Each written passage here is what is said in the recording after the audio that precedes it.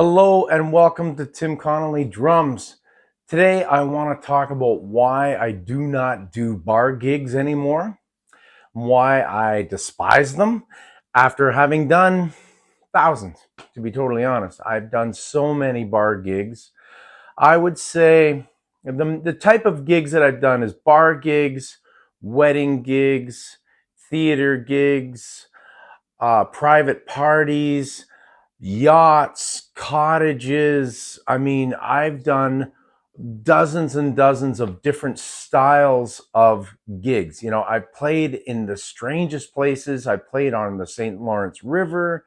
I played on boats. I played on an airplane hangar. I played in every type of venue, you know, people's backyards, whatever.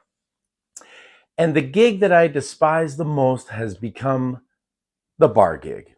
And I'm going to run down why I don't like bar gigs, why I stopped doing them, and why I don't think you're ever going to see me do another one again. Okay, first of all, they don't pay. That's number one. They don't pay.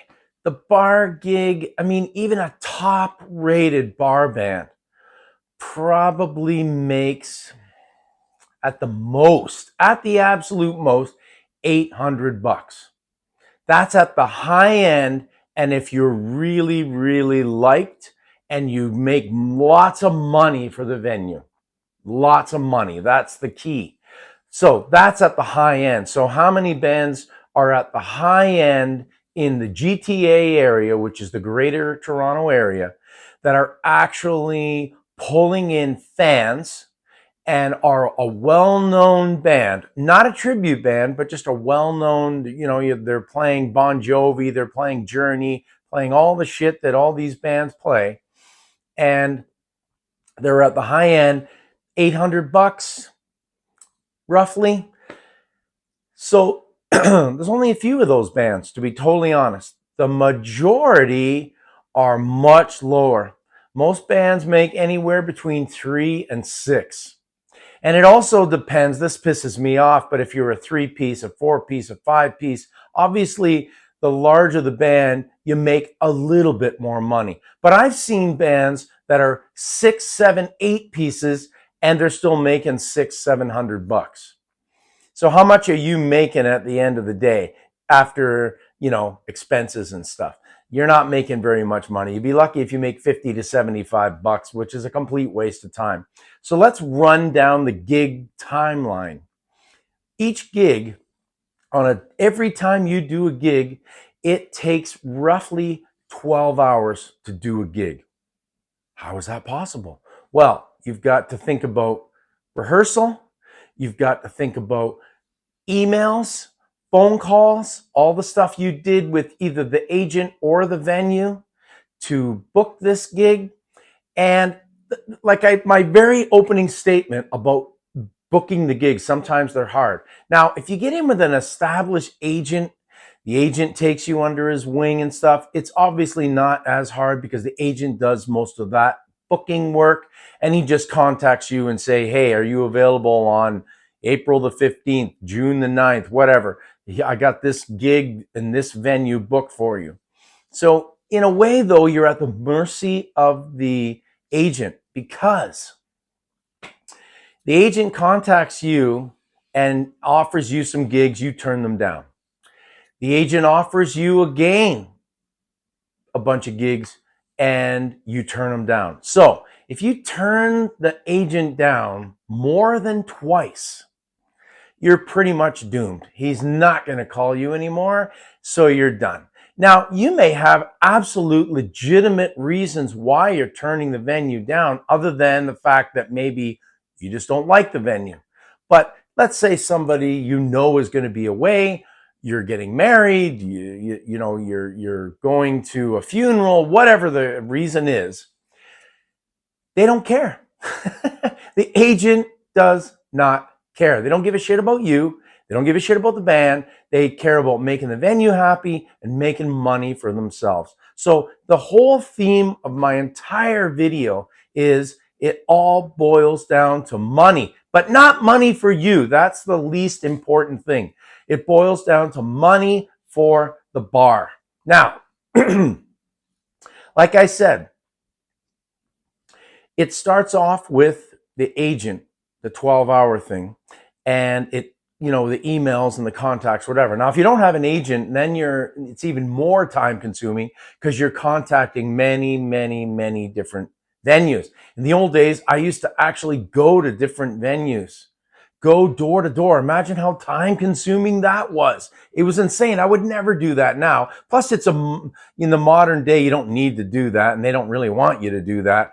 You just email, a bunch of different places and hope that one of them gets you. The only thing is, though, you've got to spend money because you got to have some kind of promo package. In the old days, the promo package was pictures, a rundown of the band, where you've played, your history, a bio. And if you were lucky, you gave them a VHS or a DVD of you performing. That was the old days. Did they actually watch those DVDs? Probably not. Just like a record label. You give a record label your tape of you performing and you're trying to get a record deal, they just take that tape and toss it into the garbage. So a lot of these venues do the same thing. They just don't look at your stuff. Now, modern day, you got to spend money, shoot a video, and then you just email them the video. Now, are they actually going to watch the video? It's the same thing. They don't throw it in the garbage, or they might in terms of an email garbage, but generally speaking, they just don't watch it. So you spend all kinds of money, effort, time, everything, and there's absolutely no guarantee without an agent that you're going to get any interest whatsoever because they get 1,000 of these things a week. I remember an agent telling me once that he gets anywhere up to 10 to 15 bands contacting him daily to try to get his services. And agents sort of cap off. They don't just take any band and they kind of cap off a number of bands because they got to manage all these bands and give all these bands work. And it's sometimes difficult. So 15 bands a day interested in working with an agent. If he took them all, well, that's an insane amount of bands. He couldn't possibly manage them all. So I don't know what their cap is, but they generally take, let's say they take 50 bands. Let's just say, I don't know what they do, but let's just say they take 50 and that's it. So all these people messaging and spending time and money and effort, it's for nothing. So once you're in, obviously I've been doing this for a long, long, long time. So I've been in for a long time, so that's not an issue. But I'm just talking from the perspective of if you weren't in, how do you get in? How do you get connected? I've been getting people messaging me, emailing me saying, hey, I'm interested in getting an agent. How do I get an agent? Well, truth be told, I actually don't run a band anymore. So I don't have any connections to agents. I'm out of that loop. The only agent that I'm connected to now is my personal agent and my SOCAN agent. So I have two agents, but it's just dealing directly with me. It's got nothing to do with booking bands. It's got to do with getting me work and getting me studio work and then getting me paid as a result of the work. That's what these agents do for me. So the 12-hour thing, sorry, I'm jumping around here. The 12-hour thing, the reason it takes so long. So like I said, you've got all that emailing, you've got all that work you got to do just to get to the point where you get the gig. So finally you get the gig. Well, you've got to tear your equipment down because it's probably set up in your house. That's one. Number two, load your equipment into your vehicle. You got to box it all up, carry it in drum bags and drum boxes, whatever. You load it into your vehicle. Then you got to drive to the venue. Could be 15 minutes, could be 2 hours. We don't know. Plus, traffic is insane. Toronto is the worst place to drive around. It's one of the worst places in the world for traffic. Absolutely insane traffic in Toronto. And I can't deal with it. I'm going to be totally honest. I despise driving in Toronto. Can't stand the traffic. And now I understand why my mother hated it. And that wasn't even bad traffic years ago. It's gotten 10 times worse than when my mother used to drive and complain about having to drive in Toronto. It's way worse now. So you got all that time element to get to the venue. Then you get to the venue, you've got to set up, you've got to do your sound check, you've got to do your performance. After the performance, it's tear down. Then you got to take time to get your stuff loaded in the vehicle. You got to get paid. And then, of course, drive back home. After you get home, are you going to leave your stuff in your car? Do you want it stolen? The answer is no. So what do? Don't ever leave your gear. I don't care how tired you are. I know it's 3 a.m. You're super tired, 4 a.m. You just want to go in the house. It'll be fine in the car. No, or in the truck or van, whatever your vehicle is. Do not leave your gear in the vehicle. You will get it stolen. I couldn't tell you how many times I've heard bands say that, oh man, we left our guitars and our amps and this and that in our vehicle. And the next thing you know, we come out and it's all gone. It's all been stolen. Somebody broke into the vehicle and stole it, or somebody stole the vehicle itself. So do not leave your gear in your vehicle. That's very important. I know I hate doing it too. 3 a.m., 4 a.m. I'm exhausted. I just want to get into bed. But I still haul the stuff out, put it in my garage or in my house or wherever you put your stuff. So all in all, on average, that whole process of doing everything that I just said, plus there's probably more things involved too that I'm just skipping over, you're talking about 12 hours. So it's a long process. Now, 12 hours, band is making $500-600. How much does that work out to you? You might make a little bit more if you're band leader, like I was band leader, made a little bit more money, but still, you're barely making any money at all. And everybody will say, I know in the comments, everybody will say, you should be doing it for the love. Well, guess what? If you're a professional and you're doing it and that's your income, it's not just love. It's always love.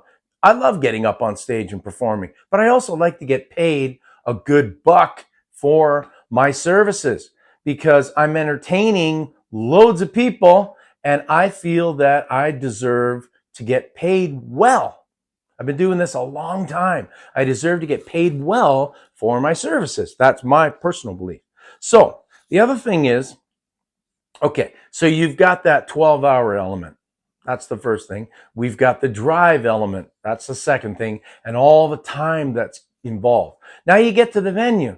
You got to deal with shitty owners, sometimes shitty staff. Sometimes they're good, sometimes they're bad. It depends. Sometimes they'll welcome you and be all happy to see you because they know that you're a good band and they're looking forward to hearing you. So sometimes you're actually going to get welcomed and treated well. But a lot of the chain bars, they don't give a shit. They don't give a shit. The staff don't give a shit. In some ways, you're just a pain in the ass and make their lives more difficult. And you're just a nuisance making more noise and they don't really want to hear you. So the other thing is you get to the venue. Like I said, you meet the staff, sometimes welcoming, sometimes not. And then, you're supposed to get something. Let's say in the contract, you're supposed to get, I don't know, let's say you're supposed to get half off the food, or you're supposed to get free pop. Ooh, free pop, big whoop. So now you got to negotiate with them. Well, we were told in our contract that we were supposed to get half off the food. Oh, I better talk to my manager. They don't even know what's in your contract. And now you've been in the place for half an hour and you're already having a dispute with a bartender, with a hostess, whatever, about what the band is supposed to get because they don't know your contract. It's not their fault, but at the same time, it's just a pain in your ass because now you've got to either pull the contract out or argue with them, or they got to go talk to their manager. The manager might have to call the owner, whatever. So right away, you've got a negative environment right away. Now, this doesn't always happen, but it has happened to me many, many times. Of course, as band leader, when one of my bandmates goes up and says, oh, we're supposed to get free beers. Oh, I'm not so sure about that. Next thing you know, they come to me because I'm band leader.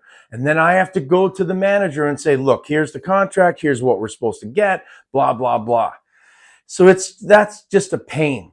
Now, okay, so forget about the people that work there. Let's talk about the patrons. Well, sometimes the people are happy to see you, and sometimes it's, oh no, not a live band. Oh, it's going to be loud. You guys better not play loud. I'll hear yelling from the crowd that watches you set up. You guys better not be playing any of that loud rock music, you know? So you're getting yelled at from the crowd, and you've been in there 15 minutes. You had to maneuver your way through. Sometimes the loading and unloading into these bar venues are the biggest hassle. There's this one place, Beer Market, in Toronto, where you go in through an alley, you drive in this alley, and then you're not allowed to park in that alley, though. It would be so much easier, but they don't let you park there. That's my next topic. I'll talk about that in a second. A lot of bitching and complaining today. I'm in that kind of a mood. So you drive in, and then you unload your gear through a kitchen, and you're having to wander around. They're working in this kitchen. They're busy making food and serving drinks and whatever they're doing. And you're having to carry, drum cases and hardware cases, PA speakers, all your guitars and amps and everything. And you got to maneuver around the kitchen staff. Then once you get out, hopefully, in this particular case, I think the kitchen wasn't too far from the stage. So at this particular venue, you maneuver your way through the kitchen staff, but then you get out into the main area and you're not too far from the stage. Now, I played other venues where maneuver your way through the kitchen staff, you get out into the area, and then the stage, you got to get binoculars to find the stage. It's on the other side, and there's tons of tables and people eating and whatever. It's a restaurant at this particular time of the night because you show up at, 5, 6 o'clock to get set up, and you got to maneuver. Pardon me. Oh, excuse me. Just coming through. Drummer coming through. Trying to take my gear through here, people. Trying to get through. And you're trying to get through them, and that can be a nightmare because some people move, some don't. It just depends. And then they watch you set up, and there's always the comments, like I said. So you're dealing with an unruly crowd sometimes right away. And now, none of these people, unless the venue has advertised you, which they usually do in the sense that they'll put a poster up in the bathroom on the front door. They'll put a couple of posters. There's no real promo or real pushing the bands. It's just these little posters that they'll put up, or some places have a sign outside, tonight featuring, and they'll have a band name. But unless you're a known band or you've got a fan base, generally speaking, nobody knows who you are. And it's always what do you guys play? What are you guys going to play tonight? So if you can get past oh no, it's a live band. Oh no. If they can get past that, and then they ask you what you're going to play. So you tell them, yeah, we play this, we play that, we play a mixture of stuff, whatever, because most cover bands play a variety, unless it's specific, like a pop band, a classic rock band, a metal band, whatever, country band. So, you're talking to the crowd. I'm always trying to be pleasant because the last thing you want is an unruly crowd, and you haven't even started playing yet. So I'm always kind to people. I'll never forget, I played at another beer market. I think it was in Mississauga, and this guy comes right up to the stage. He'd obviously had a few drinks already, and he says, "You better play some music that I like, or else." And I'm like, well, what does or else mean? What are you going to do? You're going to start throwing stuff at us? What are you going to do? And, like he's threatening me that if we don't play the songs that he likes, and I'm like, well, what do you like? And he can't really even tell me, I like rock music, I like this, I like that. Well, we play rock music, we play this, we play that, So people can be difficult. Now, there's always people that are nice too. There's the flip side of that. There's the difficult drunk guy, and then there's somebody, oh, great, a band. Oh, I'm really looking forward to hearing you guys. That happens too. There's always a yin and yang to all these stories, by the way. Like there's always a positive and a negative. I know that I'm focusing on the negative, but that's sort of the theme of this particular video. So I'm going to try and stick more with the negative. So you get up on stage, you do your sound check. Now, that's another thing. Sometimes when you're trying to do sound check, the venue won't even turn the house music down so that you can do your sound check. Or if they do turn the house music down, they think it's a pain. Oh, this band's got to do a sound check. We have to turn the music off. We have to actually touch a button or turn a dial. It's unbelievable. I couldn't tell you how many times where I had to go to somebody. Can you guys turn the music off? I don't know how. Well, can you find somebody that does know how? And you're ready to do your sound check on the spot, right then and there. You don't have time to waste. And the music continues to blare through the house because they don't know who turns the music off. They don't know where the music turn off button is. Finally, a manager comes out and he'll turn it off, begrudgingly. He turns it off, and then you do your sound check. Okay, so your sound check is done. They put the house music back on, and then you go and you have a little break and you're ready to play. Now, the best part of the whole night is the actual playing. I mean, the playing part, that's the easiest part of the whole night. People get so nervous and so stressed out. Oh no, we got to play. That's why you're there. That's what the fun is. The fun and the joy is being up there and playing. And if people get up and dance and they're having a good time and they're screaming for the band, awesome. But be aware, in the first set, a lot of times bands play the wrong songs in the first set. They'll play their warm-up songs. They'll play the songs that nobody really cares about. But you don't realize that the first set is actually more important than the third set. And I'll tell you why. You're setting the tone. You're letting them know what kind of a band you are, and they're judging you. You're getting this from the crowd, All right, you better play what I like. So you play 5 or 6 tunes. Don't play 5 or 6 of your shitty tunes or just fillers.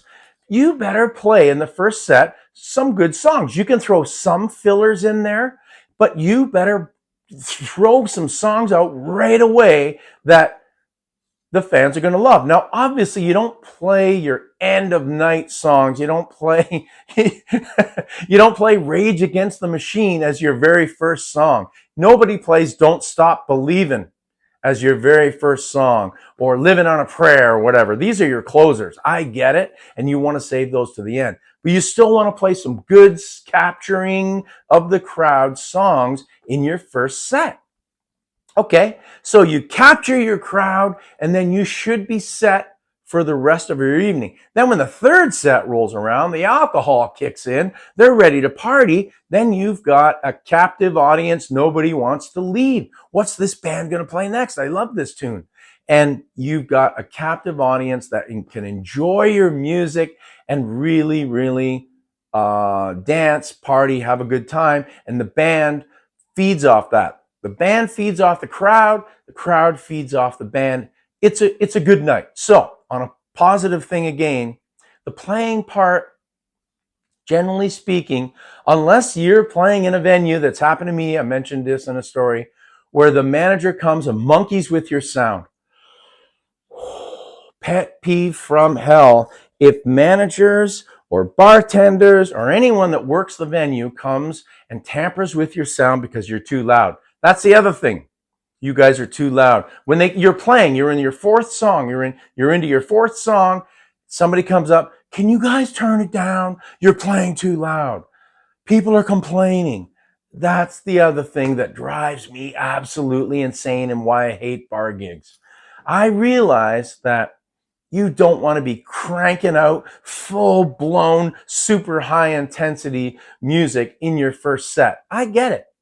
But you still got to play, and you're going to play louder, maybe not as loud as the third set, but you're still going to play a little bit louder. When they come up to you and tell you to quiet, and they keep telling you, please be quiet, play quieter, play quieter, play quieter. They keep coming up and telling you. And then you're sitting here like, boom, ga, boom, ga. How quiet do you want us to be?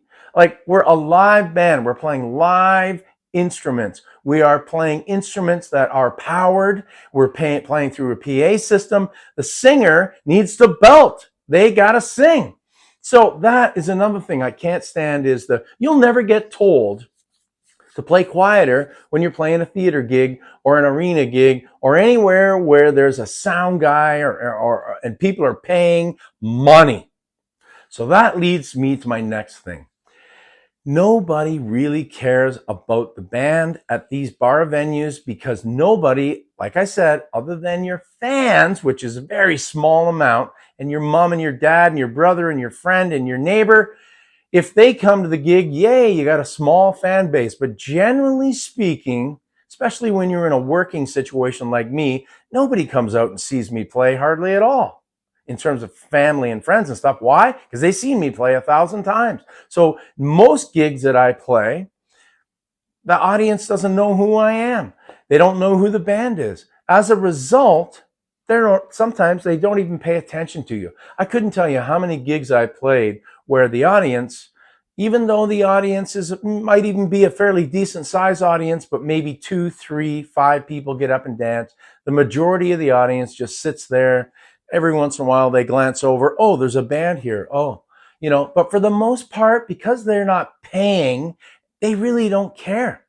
The band is just an afterthought. It's just noise. It's just like a TV running with a hockey game, and they're more interested in watching the hockey game or the football game or the baseball game than they are to paying close attention to your cool paradiddle licks. I've been working on this for weeks. I've been wanting to showcase my new paradiddle groove. Nobody cares. Nobody cares. Nobody cares that the bass player's got a new bass and it's freaking awesome. Nobody cares. So you're dealing with a crowd, generally speaking, and like I said, unless they're paying money, which is a theater gig, a ticketed venue gig, unless they're actually engaged, they paid to come and see you, bar gigs, the audience, generally speaking, is not really that great. Now, sometimes, like I said, you win your crowd over by the third set. They're all dancing. It's having a party, and it can be a good gig in that sense. Now, the other thing is you start at 9, 9:30, sometimes 10. They expect you to play 3, sometimes 4 sets, and there's roughly 12 or 13 songs per set, plus the time it takes between each song. Now, I recommend that you keep that to a very low amount. Less talk, more play. The audience doesn't give a shit about you. Honestly, I'm being harsh here. They really don't give a shit about your talking. They just want to hear the music. They're there to dance and party. They don't give a shit about your talking. So play.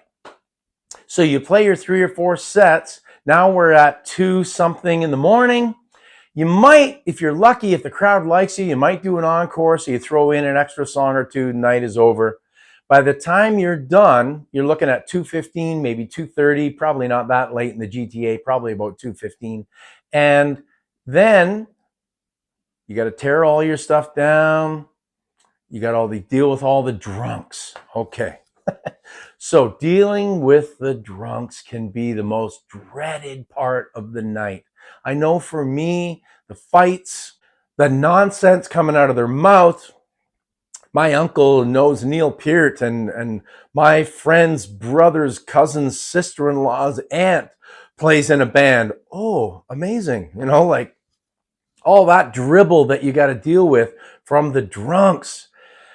And their stupidity. Sometimes they try to come up on stage, which I despise, and you got to push them off the stage, or you get the bouncers to push them off the stage. And you don't want to get into fights with people. That's another thing. If you have confrontations with people, you're working. You can't leave. You can't just say, fuck this, I'm out of here, and leave. You can't do that.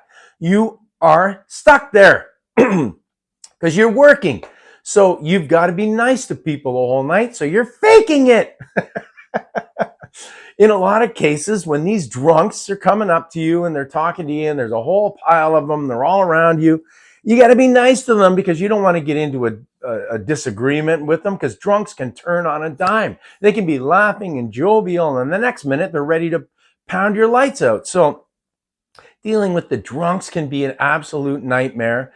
And then, of course, like I said, Sometimes you have a hassle getting paid. So most times I didn't have too many problems, but there are occasions, which I've talked about in previous videos, where I did get a hassle getting paid, or they pay you and then they don't pay you enough. And you're like, wait a second, you got to pull the contract out. This is what we're supposed to be getting paid. Oh, that's not what the owner said or whatever. Then the guy's got to either get on the phone, because I'm not, when it comes to the payment part, I am not tolerating anything other than what they said and we agreed upon that we were going to get paid. So if they try to, I can remember playing a gig in Ancaster one time, played the gig, and go to get paid. Manager says, oh, you guys didn't fulfill the contract. What do you mean we didn't fulfill the contract? You started late, and you started late in the second set as well. So we decided to deduct $100 for that. No, you don't. No. We started late. I can't remember the exact specifics, but as I recall, the reason we started late was because there was a playoff hockey game on, and you told us to hold off starting because it was overtime. And the people in the audience were more interested in the overtime than they were the band. So you guys hold off for a little bit. And then, so you tell us to hold off, and then you say, oh, well, you started late, so we decided to deduct your money? Absolutely not. Now, we got paid the full amount because I was livid. I was absolutely livid. And once I pointed out these points that you're the one that told us to start later. The reason we were late was because of you on both occasions. They realized, I guess you're right, and we got paid properly. But that was ridiculous. I swore never to play those venues again, So the whole bar thing in the winter, Canada, I live in Canada, winter gigs, playing bars and trying to maneuver your way through the city in the terrible weather conditions. That's another brutal thing that I absolutely hate about playing bar gigs. But here's another thing I forgot to mention. I said I was going to mention it. Now it's coming up. Parking. I couldn't tell you how many times I couldn't even find a frickin' parking space. They don't give a shit about where you park. Just find a parking space. Sometimes they'll tell you, go around the corner, go down the street, turn left down here, whatever. There's a parking lot, but you got to pay for it. So that's more money out of your pay. You got to pay for parking. Also in Toronto is ridiculous. You park on the street. The signs got 1,000 different stipulations, and you're allowed to be here for 1 minute between 1 a.m. and 1:01 a.m. But then you got to leave. But then you can come back at 3, and then you're only allowed to park small vehicles. You're not allowed to have a truck. Like all these crazy stipulations for parking. I get fed up reading the sign. I just park, come out 3 a.m. with my gear, parking ticket. Now that's my fault. Yep, I should have read that sign. But it's absolutely ridiculous. The other thing is put money in the meter. So you actually pay. You're legally parked, you pay, but it ran out at 2:15. You came out at 2:18, and there's a ticket there. Just unbelievable nightmare dealing with parking meters, parking people, trying to park. Now, if you're playing a gig where you park in the parking lot where the venue is, then you don't have to deal with that. That's great. But in Toronto, a lot of the venues in Toronto do not have parking. You've got to go and seek it out. Either you park in a lot or you're parking on the street. Either way, you're paying. And like I said, if you run out of time, these parking lot attendant people and these people driving around the streets that hand out the tickets, they are vigilant. And the second they see that he's over, that's over, boom, they're on you. The chances of you getting away with it are slim. Now, I have gotten away with it where I've gone over and I didn't get a ticket, but I've gotten lots of tickets too. And it's really frustrating. So this has been a total bitch session. But guys, that's why you sum that all up and it just equates to, is this really worth my time? Well, for me now, It is not worth my time anymore. I'm just not interested in these bar gigs. I prefer wedding gigs, theater gigs, corporate gigs, any kind of a gig where it's ticketed and I don't have to have access to the crowd. That's another thing. When you're on your breaks in a bar band and people come up and talk to you, and if they talk to you in there and it's fine, they're just normal people, fine. But when the drunks, again, back to the drunks, when the drunks come up to you and talk to you, you know, it's just unbelievable.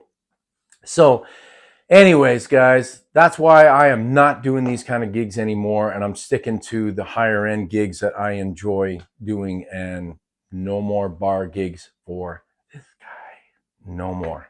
Anyways, thanks a lot for watching, and if you are so inclined, please comment, like, and as always, guys, keep drumming. See ya.